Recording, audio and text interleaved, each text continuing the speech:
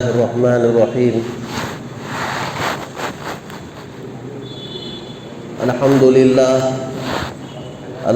لله نحمده ونستعينه ونستغفره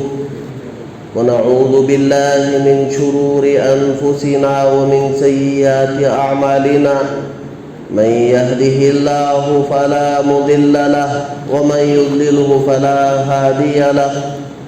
ونشهد أن سيدنا ومولانا محمدا عبده ورسوله أرسله بالحق بشيرا ونذيرا وداعيا إلى الله بإذنه وسراجا منيرا. أما بعد فأعوذ بالله من الشيطان الرجيم. بسم الله الرحمن الرحيم.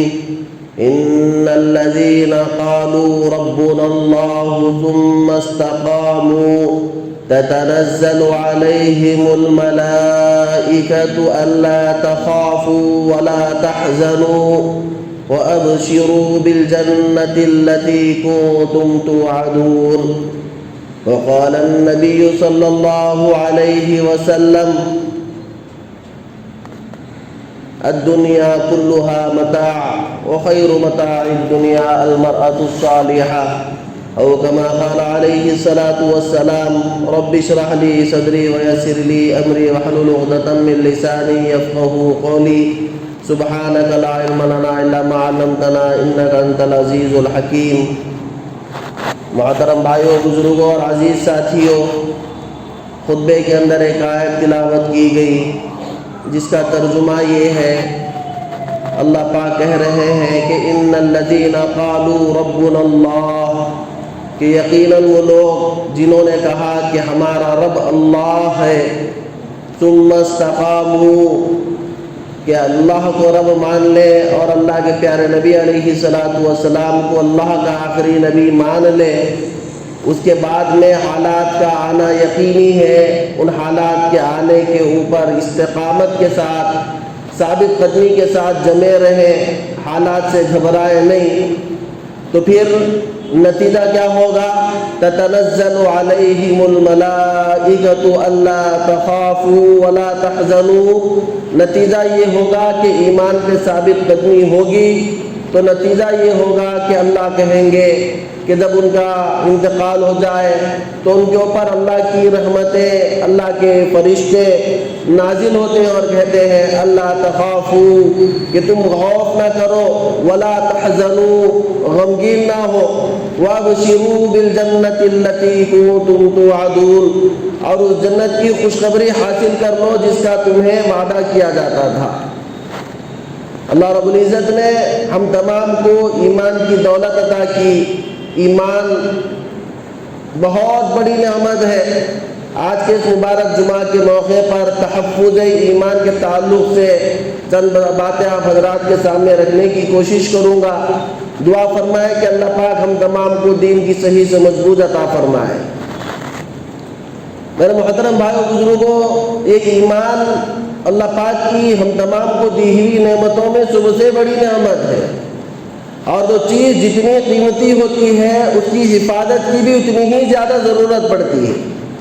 آدمی اپنے مال کو، اپنے سونے کو اور اپنے قیمتی چیزوں کو اور قیمتی دستاویزات کو وہ لاکروں میں اور محفوظ جگہ میں چھپا کے رکھتا ہے کہ لوگوں کو اس کی خبر نہ پڑے، لوگ آسانی کے ساتھ اس پہ ڈاکہ نہ ڈال لیں، چوری نہ کر لیں. تو آدمی دنیا کے معمولی چیزوں کی حفاظت کی فکر کرتا ہے، تو اس ایمان کی، جس ایمان کے بدلے میں اللہ نے جنت کا وعدہ کیا، جس ایمان کے بدلے میں اللہ رب العزت نے اپنی رضامندی کا وعدہ کیا، جس ایمان کے بدلے میں اللہ پاک ہم تمام کو بہت بڑی جنت دینے والے ہیں، جس کے اندر، جنت کے اندر من چاہی نعمتیں ہوں گی، تو اس ایمان کے حفاظت کے لیے ہم تمام کو کتنی فکر کرنی چاہیے. آج زمانہ جیسے جیسے گزرتا جا رہا ہے اور ہم جیسے جیسے آخرت کے اور اپنے موت کے قریب جاتے جا رہے ہیں، یہ دنیا جتنی ماڈرن ہوتی جا رہی ہے اور دنیا جتنی تیزی سے آگے بڑھتی جا رہی ہے، تو ہمارے دل یہ دنیا اور دنیا کی فانی چیزوں سے اتنے ہی زیادہ مرعوب ہو رہے ہیں. اللہ کی غیبی طاقتیں، اللہ وحدہ لا شریک لہ کی ذات، اللہ کے صفات اور اللہ کے پیارے نبی صلی اللہ علیہ وسلم کو اللہ رب العزت نے جو آخری نبی بنا کر بھیجا، دھیرے دھیرے ہمارے ان عقیدوں کے اندر غیر دانستہ طریقوں سے ڈاکہ ڈالنے کی کوششیں چل رہی ہیں۔ یہ کوششیں شروع زمانے سے چل رہی ہیں۔ اب جو چیز جتنی قیمتی ہوتی ہے اتنی ہی حفاظت کی ضرورت ہے۔ ایک شیر کا بچہ وہ بکریوں کے درمیان میں پلا بڑھا، بکریوں کے ساتھ اٹھا بیٹھا اور بکریوں ہی کی طرح گھاس پھوس کھانے لگا۔ ایک وقت گزر گیا، زمانہ گزرنے کے بعد میں جنگل کا بادشاہ شیر وہ بکریوں کے پاس سے گزر رہا تھا تو دیکھا کہ ہماری برادری کا وہ بکریوں کے ساتھ میں چل رہا ہے، جنگل میں گھوم رہا ہے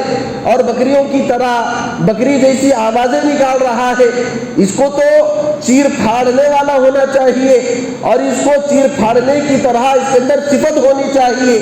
لیکن یہ صفت اس کے اندر موجود نظر نہیں آ رہی ہے۔ تو شیر نے اس بچے کو اپنی طرف بلایا اور بلا کے کہا کہ دیکھو، تمہاری خصلت میں گھاس پھوس کھانا نہیں ہے، تمہاری خصلت کے اندر وہ لوگ جانور بکریوں کو اللہ نے تمہاری غذا بنا کے بھیجا ہے۔ یہ نہیں کہ تم انہی کے ساتھ اٹھو، انہی کے ساتھ بیٹھو اور انہی کی انداز میں گفتگو کرنے لگ جاؤ۔ تو شیر کا بچہ چونکہ اسی ماحول میں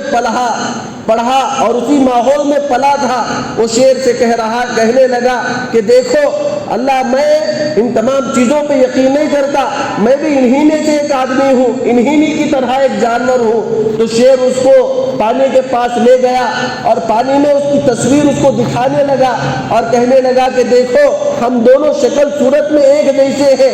اور ایک دھاڑنے والی آواز نکالی اور اس آواز کی اس کو ٹریننگ دی اور کہا کہ دیکھو، تمہاری اصلی صفت یہ ہے۔ کچھ یہی صورتحال آج ہماری اپنی زندگیوں کے اندر ہمارے اوپر بالکل صادق آتی ہے کہ اللہ رب العزت نے ہماری اندر جو ایمانی طاقت رکھی ہے، یہ ایمانی طاقت ایسی مضبوط طاقت ہے جو تنے تنہا ایک آدمی کو ہزاروں لاکھوں لوگوں کے سامنے کھڑے کر سکتی ہے۔ یہ ایمانی طاقت ایسی طاقت تھی، حضرت خباب بن ارت رضی اللہ تعالیٰ عنہ کو سولی کے اوپر لٹکایا جا رہا ہے۔ سولی پہ لٹکانے سے پہلے حضرت خباب سے پوچھا جا رہا ہے، اب تمہاری یہ خواہش ہے کہ ہم تم کو کچھ مال و دولت دے دیں، تمہیں کچھ گورنری دے دیں، یا تمہارے دل میں یہ خیال ہو رہا ہوگا کہ کاش میں جس مقام پہ کھڑا ہوں اس مقام پہ نعوذ باللہ اللہ کے پیارے نبی علیہ الصلوۃ والسلام آ جائیں۔ تو حضرت خباب بن ارت، ان کا ایمان پہاڑوں کی طرح مضبوط تھا۔ حضرت خباب نے کہا واللہ، میں تو یہ بھی نہیں چاہتا کہ خباب کی جان کے بدلے میں اللہ کے پیارے نبی کے پاؤں میں کانٹا چبھ جائے۔ ان کا ایمان پہاڑوں کی طرح ایسا مضبوط تھا۔ وہی آج ہماری اپنی زندگی کے اندر ہم دیکھیں،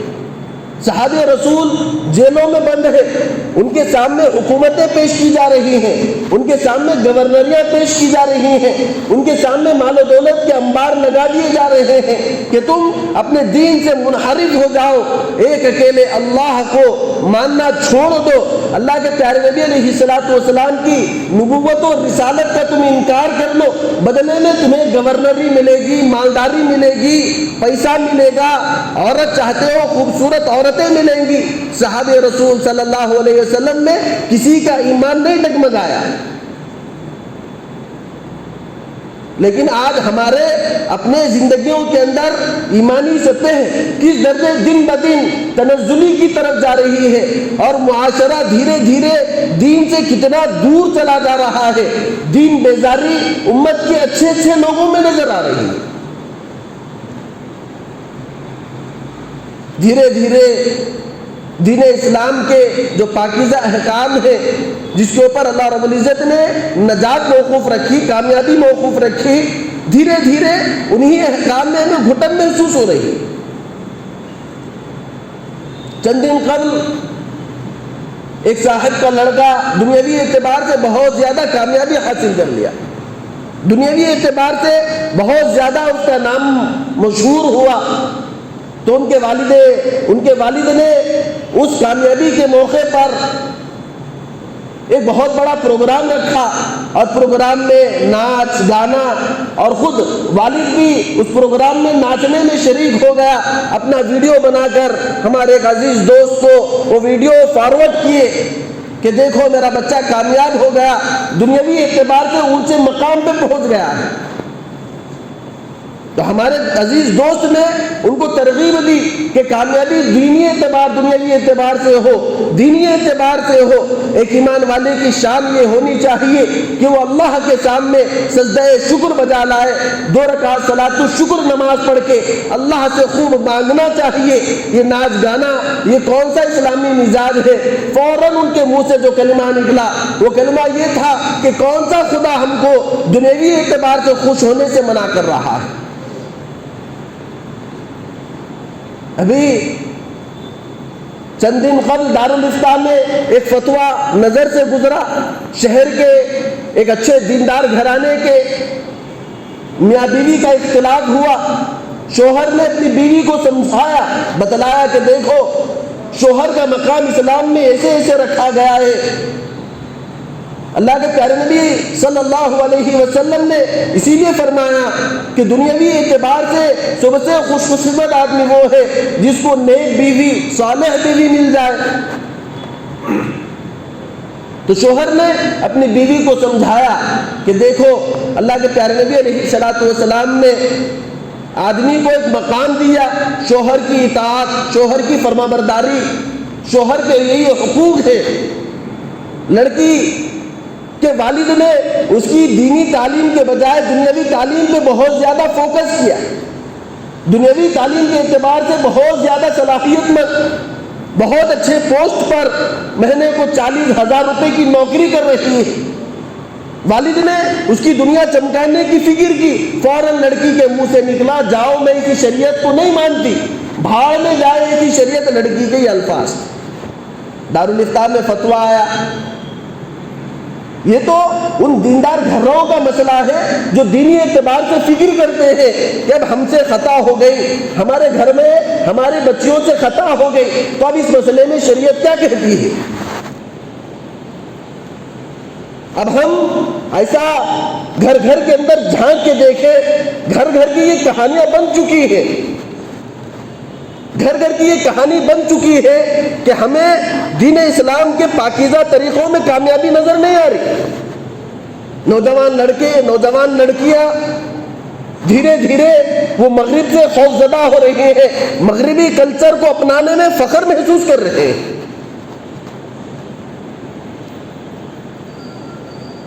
اور دانستہ نہ دانستہ اپنی زبانوں سے اسے کفریہ کلمات جس سے آدمی دار اسلام سے ایمان اس کے دل سے، اس کی زندگی سے نکل جاتا ہے۔ کسی نے شریعت کو ہلکے میں لے لیا، شریعت کی بات کا مذاق اڑا دیا، شریعت کو یوں کہہ دیا کہ میں شریعت کو نہیں مانتا، دار اسلام سے خارج ہوں۔ تو جس ایمان کے بدلے میں صرف ایمان دل کے اندر کی کیفیت کا نام کہ آدمی اس کے اندر اپنے آپ کو کامیابی، اس طریقوں میں کامیابی کو محسوس کرے، ان طریقوں کے اندر کامیابی کو فخر محسوس کرے۔ لیکن ہم تمام، اللہ ہم تمام کو معاف فرمائے، جیسے جیسے انگریزی تعلیم کے اندر ہماری دلچسپیاں بڑھتی جا رہی ہیں، ہمارے بچے بچیاں کالجوں کے حوالے ہوتے جا رہے ہیں، دینی اعتبار سے جتنی معلومات ہمارے نوجوان نسل کو ہو رہی ہے اتنا ہی ہماری نسل دین سے دور ہوتی جا رہی ہے، دین بیزار بنتی جا رہی ہے۔ حضرت مولانا سلمان صاحب بجنوری دامت برکاتہم حال ہی میں شہر حیدرآباد تشریف لائے تھے۔ پروگرام میں حضرت نے یہی بات فرمائی کہ کتنے ہی ایسے فتنے ہیں جو باہر پنپ رہے ہیں، اور ہم تمام ان فتنوں کو فتنہ بھی سمجھتے ہیں۔ قادیانی ایک فتنہ ہے، شکیل ابن حنیف ایک فتنہ ہے، ایسے ہی بہت سارے ایسے فتنے ہیں جن کے فتنہ ہونے کا ہمیں علم ہوتا ہے، اور بہت سارے ایسے فتنے ہیں جن کے ہمیں فتنہ ہونے کا اندازہ بھی نہیں ہے۔ ذہنی ارتداد کہ ہم ذہنی طور سے دین سے دور نکل جائیں، اسلام کے جو بنیادی عقیدے، اسلام کا جو بنیادی ڈھانچہ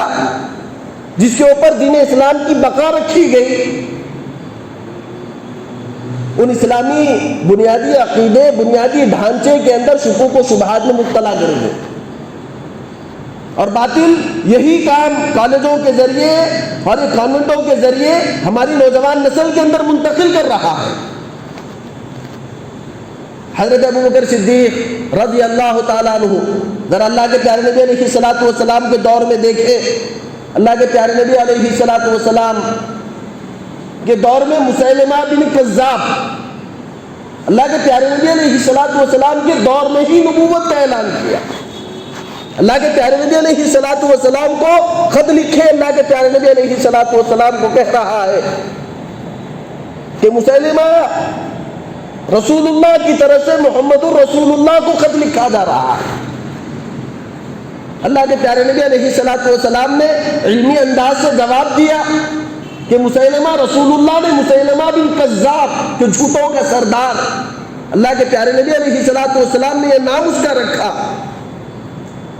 کہ لا نبی بعدی، اللہ کے پیارے نبی علیہ الصلوۃ والسلام ایمان کا جز ہے لا الہ الا اللہ محمد رسول اللہ، کہ نہیں ہے کوئی معبود سوائے اللہ کے، اور محمد صلی اللہ علیہ وسلم اللہ کے آخری نبی ہے، اللہ کے آخری رسول ہے، آپ کے بعد قیامت تک کوئی نبی، کوئی رسول نہیں آ سکتا۔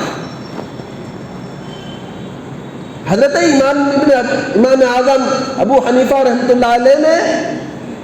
اپنے ملفوظات میں ایک لکھا ہے کہ کوئی آدمی اگر کوئی نبوت کا دعویٰ کرے، نبوت کے دعوے کے بدلے میں اس سے دلیل کو مانگ لے کہ بتاؤ تمہارے نبوت کی دلیل کیا ہے، نبوت کی دلیل مانگ لے تو نبوت کی دلیل مانگنے سے بھی آدمی کافر بن جائے گا، کہ اسے محمد رسول اللہ صلی اللہ علیہ وسلم کے آخری نبی ہونے میں شک ہے۔ اللہ کے پیارے نبی صلی اللہ علیہ وسلم دنیا سے پردہ فرما گئے، ہر طرف سے فتنوں کے انبار لگے، کسی نے نبوت کا دعویٰ، نبوت کا اعلان کیا، ایک قوم وہ زکوٰۃ کی منکر بن گئی۔ جیسے ہمارے معاشرے میں بھی بہت سارے لوگ زبان سے نہیں، دل سے زکوٰۃ کو ادا کرنے میں خوشی محسوس نہیں کرتے، یہ میرا اللہ کا حکم ہے، میرے اللہ نے مجھے مال و دولت دی۔ تو بنو اسرائیل نے جس طرح حضرت موسیٰ علیہ السلام نے ان کو اللہ کا حکم سنایا، تو قارون نے حضرت موسیٰ سے کہا کہ یہ تو سراسر ہمارے اوپر ظلم ہے کہ ہم اپنی عقل پہ، اپنی صلاحیتوں سے مال کمائیں اور اپنے مالوں کے زکوٰۃ کو نکال لیں۔ تو حضرت اللہ کے پیارے نبی صلی اللہ علیہ وسلم جب دنیا سے پردہ فرما گئے تو بہت سارے فتنے سر اٹھانے لگے، کسی نے زکوٰۃ کا انکار کیا، کسی نے اللہ کے پیارے نبی علیہ الصلوۃ والسلام کو آخری نبی ماننے سے انکار کیا۔ صحابہ، بہت سارے صحابہ آپے میں نہیں تھے، حضرت عمر فاروق رضی اللہ تعالیٰ عنہ نے اپنی تلوار کو سونت لی کہ اگر کوئی آدمی یہ کہے کہ اللہ کے پیارے نبی علیہ الصلوۃ والسلام اس دنیا سے پردہ فرما گئے تو میں اس کے سر کو قلم کر دوں گا۔ حضرت ابوبکر صدیق رضی اللہ تعالیٰ عنہ سے اللہ پاک نے کام لینا تھا۔ حضرت ابوبکر صدیق رضی اللہ تعالیٰ عنہ منبر رسول پہ کھڑے ہوئے، منبر رسول پہ کھڑے ہو کر حضرت ابوبکر صدیق رضی اللہ تعالیٰ عنہ نے قرآن پاک کی آیت پڑھی، وما محمد الا رسول، کہ محمد صلی اللہ علیہ وسلم اللہ کے ایک رسول ہے، آخری رسول ہے۔ آپ سے پہلے بھی بہت سارے نبی آئے، بہت سارے نبی چلے گئے۔ أَفَإِن مَاتَ أَوْ قُتِلَ انقلبتم عَلَىٰ أَعْقَابِكُمْ، اللہ قرآن میں کہہ رہے ہیں اللہ کے پیارے نبی دنیا سے پردہ فرما جائے، اللہ کے پیارے نبی کا انتقال ہو جائے تو کیا تم اپنے دین سے پھر جاؤ گے؟ صحابہ کو سنبھالا، سنبھالنے کے بعد میں حضرت ابوبکر صدیق رضی اللہ تعالیٰ عنہ فتنوں کی سرکوبی کے لیے صحابہ کے دستے بنانے شروع کیے۔ صحابہ کے دلوں میں خوف کی کیفیت تھی کہ ہمارے اوپر اللہ کے پیارے نبی صلی اللہ علیہ وسلم کی سرپرستی تھی، پھر اللہ کی خاص فضل عنایت اور رحمتیں ہمارے اوپر تھیں. اب وہ بات نہیں ہے. حضرت عمر فاروق رضی اللہ تعالیٰ عنہ حضرت ابو بکر صدیق رضی اللہ تعالیٰ عنہ کے پاس آئے. ابو بکر رضی اللہ تعالیٰ عنہ ایک فوج مسیلمہ بن کذاب کی سرکوبی کے لیے ایک فوج زکوٰۃ کے منکرین کی طرف چڑھائی کرنے کے لیے اللہ حضرت ابو بکر صدیق رضی اللہ تعالیٰ عنہ وہ فوج کو تشکیل دے رہے تھے. حضرت عمر فاروق آئے, نرمی کا رویہ اختیار کرتے ہوئے حضرت ابو بکر صدیق سے کہنے لگے امیر المومنین تھوڑا نرمی کا معاملہ کریں, یہ تو زکوٰۃ کے منکر ہیں, اللہ کو مان رہے ہیں, اللہ کے پیارے نبی کو آخری نبی مان رہے ہیں, نماز کا انکار نہیں کر رہے, نماز بھی پڑھ رہے ہیں, حج بھی کرنے کا اقرار کر رہے ہیں, انکار صرف ایک حکم کا کر رہے ہیں اور ایک حکم کے انکار کی وجہ سے آپ ان کے اوپر چڑھائی کر دو گے. ابھی مسلمانوں کے پاس اتنی فوج نہیں ہے. تو حضرت ابو عمر فاروق رضی اللہ تعالیٰ عنہ سے ابو بکر صدیق نے کہا اجبار فی الجاہلیہ وخوان فی الاسلام. اے عمر, زمانے جاہلیت میں تو تم بڑے بہادر تھے, اسلام میں تم بزدل بن چکے ہو. پھر اس کے بعد میں حضرت ابو بکر صدیق نے کہا خدا کی قسم اگر وہ لوگ جو اللہ کے پیارے نبی علیہ السلام کے دور میں زکوٰۃ دیا کرتے تھے اس میں سے پائی پائی دینے کا بھی انکار کریں گے تو بھی میں ان کے اوپر چڑھائی کروں گا. اینقص الدین وانا حی, کہ دین میں کمی کوتاہی ہوتے ہوئے ابو بکر زندہ نہیں رہ سکتا. میری ایمانی شان تو یہ ہے کہ دین کے ایک حکم کے اندر کمی ہو اور ابو بکر زندہ رہے, یہ ابو بکر کی شان نہیں ہے. تو صحابہ کا ایمان ایسا مضبوط تھا. اللہ کے پیارے نبی علیہ السلام کے دنیا سے پردہ فرمانے کے بعد میں جو صحابہ کا سب سے پہلا اجماع ہوا جس کے اوپر تمام صحابہ متفق ہوئے وہ اسی بات پر تھے کہ جو اللہ کے پیارے نبی علیہ السلام کے بعد نبوت کا دعویٰ کرے, اللہ کے پیارے نبی کے بعد میں نبوت کا دعویٰ کرے اور نبوت کا دعویٰ کرنے والا وہ مرتد واجب القتل ہے. ایسے ہی آج ہم اپنی زندگیوں کے اندر دیکھیں صحابہ کی جو ایمانی شان تھی, اپنے ایمان کے ساتھ ساتھ وہ لوگوں کے ایمان کے تحفظ کی ان کی زندگی کے اندر ایک فکر تھی. آج ہمیں ایک چھت کے نیچے رہتے ہوئے خود اپنے ایمان کا جائزہ لیں, اپنے بچوں کے, اپنے گھر کے اندر رہنے والوں کے ایمان کے تعلق سے باخبر رہیں کہ کون سے چور دروازے سے کون سا لوگ ہمارے گھر کے بچوں کا ایمان اڑا کے لے جائے پتہ بھی نہیں چل رہا. اسی لیے اللہ رب العزت نے جو خطبے میں آیت پڑھی گئی ان الذین قالوا ربنا اللہ ثم استقاموا, کہ ایمانی شان, ایمانی وصف یہ ہے کہ اللہ کو رب مان لے, محمد الرسول اللہ کے پیارے نبی علیہ السلام کو اللہ کا آخری نبی مان لے, اس کے بعد میں حالات کا آنا یقینی بات ہے. دنیا میں جتنے فرقے, جتنے مسلک, دنیا میں جتنے مذاہب ہیں, جب دین اسلام کے مقابل بات آتی ہے الکفر ملت واحدہ, وہاں پہ کفر وہ سارے کے سارے ایک ملت بن جاتی ہے. بنو اسرائیل حضرت موسیٰ علیہ السلام کو ماننے والے وہ اللہ کے پیارے نبی علیہ السلام کو بہت اچھی طریقے سے جانتے تھے, بہت اچھی طریقے سے جانتے تھے. اسی لیے قرآن میں اللہ کہہ رہے ہیں وہ اللہ کے پیارے نبی کی نبوت کو, آپ کی رسالت کو وہ اپنے بچوں سے زیادہ اور اچھی طریقے سے جان سکتے تھے. یعرفون ابناءہم, کہ وہ اپنے بچوں کو جس یقین اور پختگی سے جانتے ہیں اللہ کے پیارے نبی علیہ السلام کے آخری نبی ہونے کو, آپ کی رسالت کو وہ اس سے اچھی طریقے سے جانتے تھے لیکن مانتے نہیں تھے. وہ نہ ماننا حسد کی وجہ سے, بغض کی وجہ سے, عناد کی وجہ سے تھا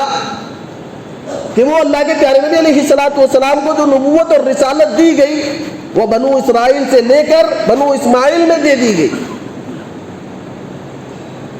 تو میرے محترم بھائیو بزرگوں، جو اللہ رب العزت نے مجھے اور آپ کو یہ نعمت دی، یہ زمانہ فتنوں کا زمانہ، قیامت تک اللہ کے پیارے نبی علیہ الصلوۃ والسلام نے فرمایا اور بہت سارے فتنے آئیں گے، قیامت تک بہت سارے لوگ نبوت کا دعویٰ کریں گے اور اس کے پیچھے مال و دولت کے انبار لگانے والے یہودی مشنریز اس کے پیچھے کام کر رہی ہوں گی، اور فتنے الگ الگ انداز سے اپنے پیر پھیلانے کی کوششیں کرتی رہیں گی۔ وہی فتنہ ہمارے ہندوستان میں مسیلمہ کذاب وہ اللہ کے پیارے نبی علیہ الصلوۃ والسلام کے دور کا فتنہ تھا۔ ہمارے اپنے اس دور میں وہ فتنے الگ الگ شکل کے اندر ہمارے اپنے شہر میں موجود ہیں۔ ہم تمام کو ان فتنوں سے باخبر رہنے کی ضرورت کہ قادیانی وہ اسلام کا لبادہ اوڑھ کر، اسلام کا نام لے کر، اسلام کے احکام کی ترویج کا نام لے کر وہ ہمارے درمیان میں اڑتے بھی ہیں، بیٹھتے بھی ہیں۔ ہم تمام کو بہت زیادہ باخبر رہنے کی، چوکنا رہنے کی ضرورت۔ مسیلمہ کذاب اس کی اذان کے اندر بھی لا الہ الا اللہ محمد الرسول اللہ تھا، اشہد ان محمد الرسول اللہ اس کی اذان کے اندر بھی تھا۔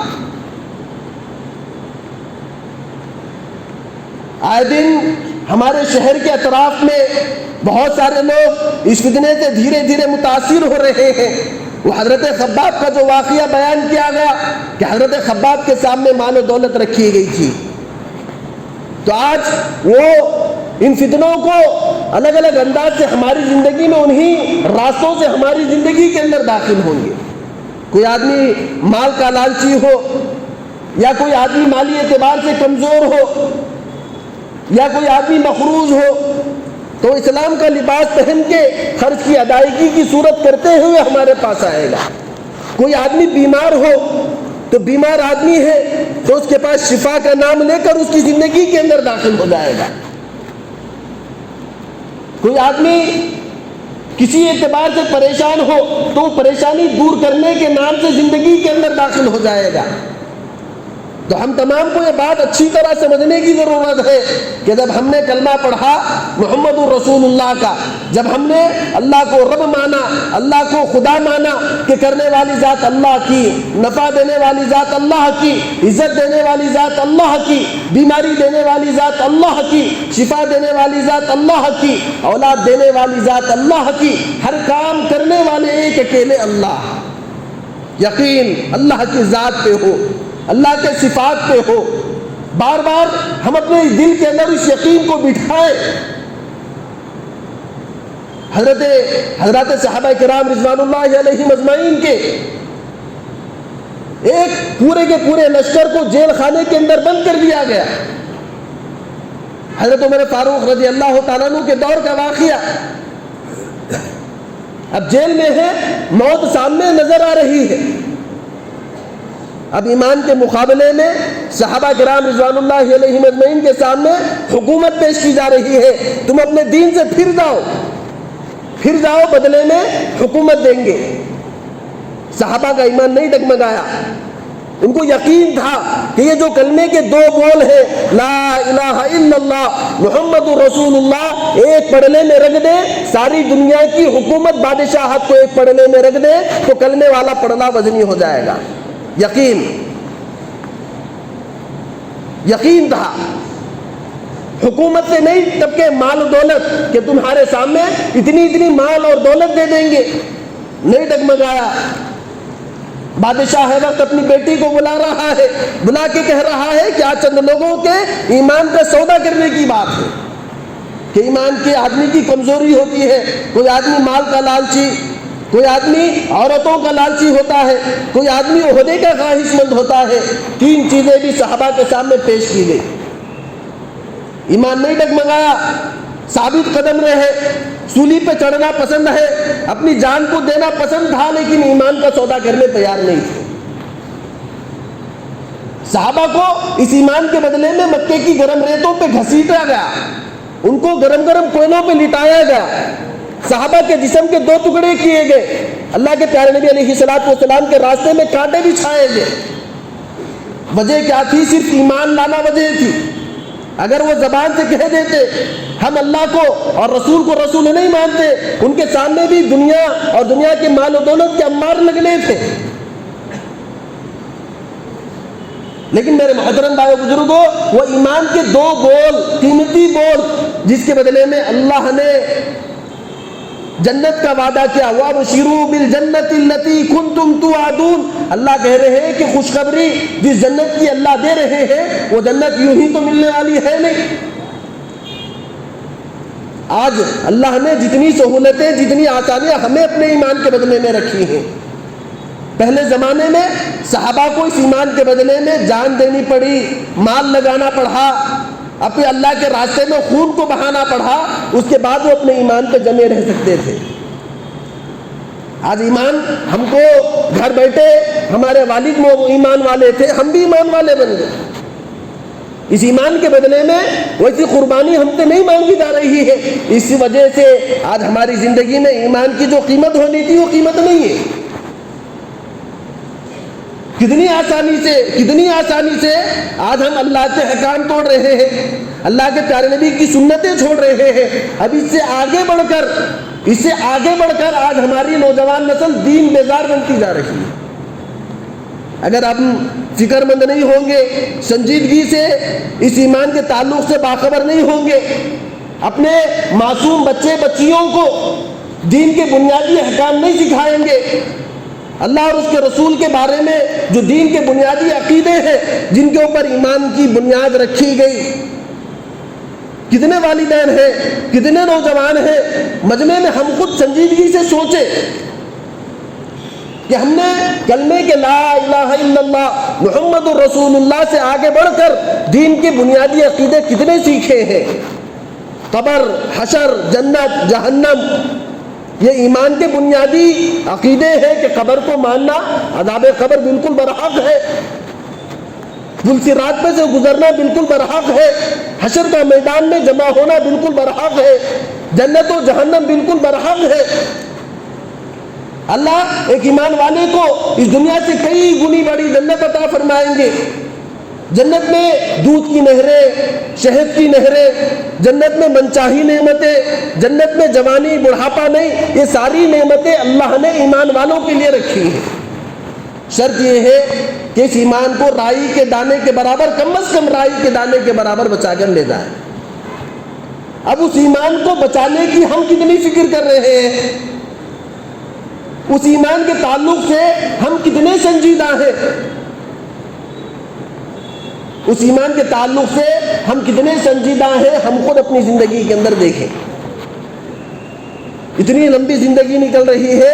دین کے بنیادی چیزیں، بنیادی عقیدے ہم کو پتہ نہیں ہے، تو بہت زیادہ سوچنے کی، فکر کرنے کی ضرورت۔ اس کے لیے میرے محترم بھائیو بزرگوں، ہم اپنی زندگی کے اندر ایک لاہی عمل بنائیں اور سنجیدگی کے ساتھ ہم دین کو سیکھنے کی فکر کریں۔ جس انداز سے سیکھ سکتے ہو، مکتب کو جائیں، مدرسے کو جائیں، کسی عالم دین کے پاس روزانہ کی بنیاد پہ ہم وقت مقرر کریں کہ مجھے دین کا بنیادی اسٹرکچر معلوم ہو، میں اپنے دین پہ اتنی مضبوطی کے ساتھ جمع رہوں کہ کوئی آدمی میرے ایمان پہ ڈاکہ ڈالنا چاہے تو ڈاکہ نہیں ڈال سکے۔ اللہ کو لے کر، اللہ کے ذات اور صفات میں کامل یقین ہونا ضروری ہے۔ اللہ رب العزت نے جو دنیا سے 10 گنی بڑی جنت کا وعدہ کیا ہے، وہ ایمان ہونا شرط ہے۔ اگر کوئی آدمی اللہ کو رب مان لے، محمد رسول اللہ کو اللہ کا رسول اور نبی مان لے، لیکن اللہ کی ذات میں یا اللہ کی صفات میں کسی کو شریک کر ڈالے، کہ اللہ کو رب مان رہا ہے، اولاد نہیں ہو رہی، یقین اللہ کی ذات سے کسی اور کے اوپر چلا جائے، یا کسی اللہ کی ذات یا صفات میں یقین اللہ سے ہٹ کر کسی اور پہ چلا جائے، محمد الرسول اللہ کے پیارے نبی کو رسول تو مان لے لیکن آخری رسول نہ مانے، تو باوجود یہ کہ سارے کے سارے دین کی باتوں کو مانتے ہوئے وہ آدمی دائرہ اسلام سے خارج ہوگا۔ تو اس کے لیے ضروری ہے کہ ہم اپنے ایمان کے تعلق سے باخبر رہیں، اپنے ایمان کی حفاظت کی فکر کرنے کی فکر کریں۔ تحفظ ایمان یہ وقت کا اہم ترین تقاضا ہے۔ تحفظ ایمان یہ وقت کے فتنوں میں جتنے فتنے ہماری زندگی کے اندر آ رہے ہیں، بہت سارے فتنے باہر سے بھی آ رہے ہیں، بہت سارے فتنے ہمارے اپنے دل دماغ کے اندر بھی ہیں کہ اسلام کو لے کے شکوک شبہات میں ہے۔ فوراً کسی عالم دین سے رجوع کریں، اپنے شکوک اور شبہات کا ازالہ کر لیں۔ اور جب سے الیکٹرانک میڈیا آ گیا، سوشل میڈیا آ گیا، ہر غیرے کے یوٹیوب پہ بیان لگا کے دیکھنا، یہ بھی فتنوں کی زندگی میں آنے کا ایک ذریعہ بن جاتا ہے کہ ہمیں صحیح اور غلط کی پہچان کیسے ہوگی، رد و یابس کہ اچھائی کو برائی کو ہم کیسے کاٹے، کیسے چھانٹے، کون کہنے والا کون سی بات ہمارے دل دماغ میں بٹھا جائے اور وہ دار اسلام سے نکالنے کا ذریعہ بن جائے، ہم کو پتہ بھی نہیں چلتا۔ تو دل و دماغ میں آنے کی طرح ہر عالم دین اور ہر ایک جو قرآن دین کی بات بیان کر دے، ہر ایک کی بات سننا وہ بہت زیادہ مضر ہو سکتا ہے۔ تو کسی مستند عالم دین یا جن کے اوپر ہم کو اعتماد ہے، ان سے پوچھ کے دینی طور سے رہبری حاصل کرتے ہوئے ہم تمام کو دین کی باتیں سیکھنا یہ اہم ترین ضرورت۔ اور جتنا بارہا یہ بات میں کہتے رہتا ہوں کہ جب ہم بچوں کو اسکول اور کالج بھیجنے کی فکر کر رہے ہیں، ضرور ان کے ایمان کی بھی فکر کریں۔ بارہا یہ بات کہی جا رہی ہے، کہنے کا مقصد یہی ہے کہ یہ حالات کے وقت کے حالات میں بہت اہم ترین ضرورت ہے کہ ہم بچوں کو اسکول بھیج رہے ہیں، کالج بھیج رہے ہیں، اور بچے کے دل دماغ میں کون سی باتیں اسلام کو لے کر بیٹھ رہی ہیں ہم کو پتہ نہیں رہتا۔ تو ہم ان کے دل دماغ کا جانچ پڑتال کرتے رہے، ان کے ایمان کے تعلق سے چوکنا رہے، فکر مند رہے۔ اگر غیر محسوس طریقے سے کوئی بات دل دماغ میں بیٹھ جائے تو پھر دل دماغ سے بات نکالنی بہت مشکل ہوتی ہے۔ اس کے لیے اللہ رب العزت سے دعا فرمائے کہ اللہ پاک ہم تمام کو گئے گزرے زمانے میں دین کی بنیادی باتوں کو صحیح طریقے سے سیکھ کے عمل کرنے کی توفیق عطا فرمائے۔ اللہ پاک ہر طرح سے فتنوں سے اللہ پاک میری آپ کی تمام امت مسلمہ کی حفاظت فرمائے۔ اللہ پاک ہم میں ہر ایک کو ڈرتے ڈرتے کرنے کی، کرتے کرتے ڈرنے کی توفیق عطا فرمائے۔ اللہ پاک ایمان والی کلمے والی موت ہم میں ہر ایک کی نصیب فرمائے۔ آمین وآخر دعوانا الحمدللہ رب العالمین۔